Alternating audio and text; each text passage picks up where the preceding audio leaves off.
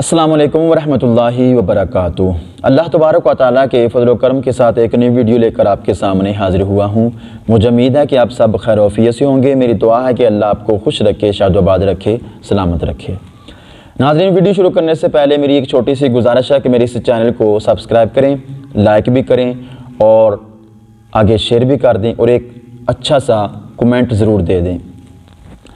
ناظرین، ایک فقیر دریا کے کنارے بیٹھا ہوا تھا تو کسی نے پوچھا کہ بابا جی آپ ادھر کیوں بیٹھے ہیں؟ تو بابا جی نے فرمایا کہ میں انتظار کر رہا ہوں۔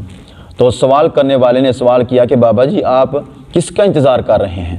تو بابا جی نے فرمایا کہ میں انتظار کر رہا ہوں کہ یہ دریا کا جو پانی ہے یہ مکمل بہہ جائے، پھر میں دریا کو پار کروں۔ تو اس آدمی نے کہا کہ بابا جی آپ کیسی باتیں کرتے ہیں؟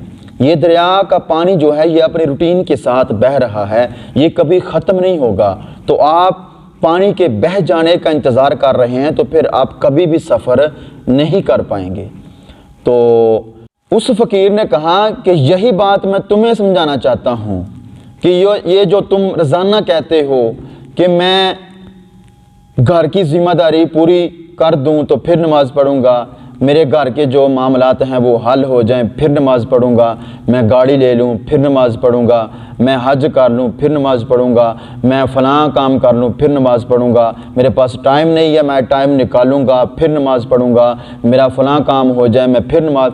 فقیر کہتا ہے کہ میں یہی بات تمہیں سمجھانا چاہتا ہوں کہ یہ جو تم روز روز یہ ورد کرتے رہتے ہو کہ فلاں کام ہوگا میں نماز پڑھوں گا، مجھے ٹائم ملے گا پھر نماز پڑھوں گا، گھر کی ذمہ داری پوری ہوگی پھر نماز پڑھوں گا۔ فقیر نے کہا کہ جیسے یہ پانی ختم نہیں ہوگا، جیسے اس دریا کا پانی ختم نہیں ہوگا، ہمیں ہی اس کے اوپر چلنے کے لیے راستہ بنانا ہوگا، اسی طرح زندگی ختم ہو جائے گی، لیکن زندگی کی ذمہ داریاں، زندگی کے معاملات، زندگی کے کام کاج یہ کبھی ختم نہیں ہوں گے، لیکن انسان ختم ہو جائے گا۔